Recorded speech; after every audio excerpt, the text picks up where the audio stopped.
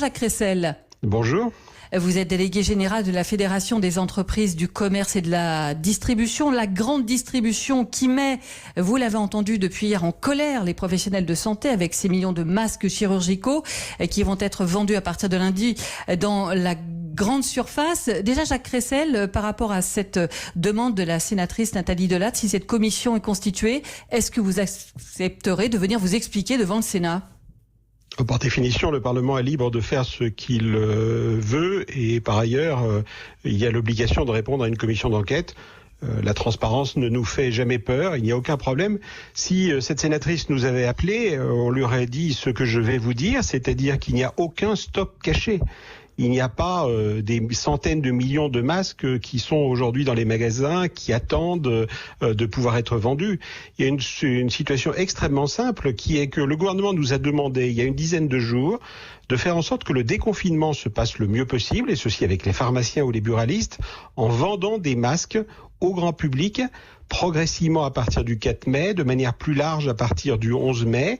Nous avons immédiatement passé les commandes. Il se trouve que nous avions déjà des commandes en cours pour nos salariés ou pour vendre aux PME, aux TPE, ce que le gouvernement nous avait déjà demandé de faire. Donc nous savons comment faire, nous le faisons. Alors, il y a quelques millions de masques simplement qui seront disponibles à partir de lundi. Les centaines quelques millions de masques, Jacques Cressel, effectivement, les grandes enseignes ont parlé de 200 millions de masques. Je parle bien de masques chirurgicaux, ceux qui sont jetables, ceux qui sont utilisés aussi par les soignants, 200 millions pour Carrefour, je disais 90 millions mis en vente dès lundi par Intermarché. D'où viennent ces stocks ? C'est ça la question que pose Nathalie Delattre. Où deviennent ces filières alors ? Est-ce que vous faites mieux que l'État, justement, comme le dit Nathalie Delattre, puisqu'on a bien vu la pénurie à laquelle devait faire face le gouvernement qui avait des stocks totalement vides ? Je crois qu'il faut avoir là aussi les chiffres en tête. L'État a commandé 3 milliards de masques. Ceci a été confirmé hier soir. Les pharmaciens ont eux-mêmes distribué 300 millions de masques. À partir de la semaine prochaine, le gouvernement a annoncé, et va le confirmer demain, 100 à 150 millions de masques vont être mis à la disposition des soignants chaque semaine. Donc il y a quelque chose qui est aujourd'hui géré par l'État, qui monte en puissance, et il n'y a pas de concurrence entre les masques qui sont du côté des soignants et les masques pour les grands publics, pour lesquels nous avons répondu à une demande du gouvernement. C'est une mission de service public que nous faisons avec les pharmaciens. Il n'y a pas de stock, il n'y a pas de centaines de millions de masques qui sont en stock. Il y a des commandes, tout simplement. Tous les chiffres qui ont été donnés, ce sont des chiffres des commandes qui vont arriver dans les semaines qui viennent. Une dernière question. La preuve simplement quand même, c'est de vous dire que nous allons faire en sorte d'ailleurs de contingenter ces ventes parce que nous n'en avons pas assez de masques. C'est ce que j'allais vous demander. Comment vont se passer ces ventes à partir de lundi dans les magasins ? On a vu certaines enseignes qui ont choisi par exemple de proposer à leurs clients qui ont une carte de fidélité de faire des réservations.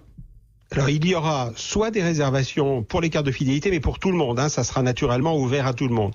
Soit des ventes à des guichets dédiés ou aux caisses. Il n'y aura rien en rayon, de façon à ce qu'il n'y ait aucun problème, comme on les a connus au début avec d'autres types de produits, les pâtes ou autres.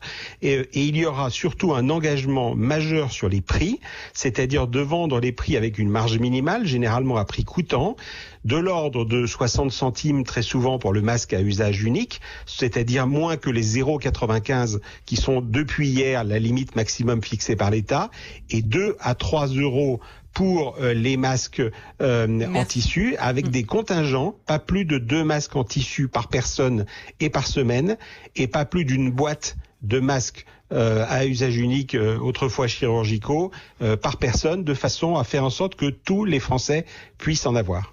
Merci beaucoup Jacques Cressel pour ces précisions. Je rappelle, délégué général de la Fédération des entreprises du commerce et de la distribution.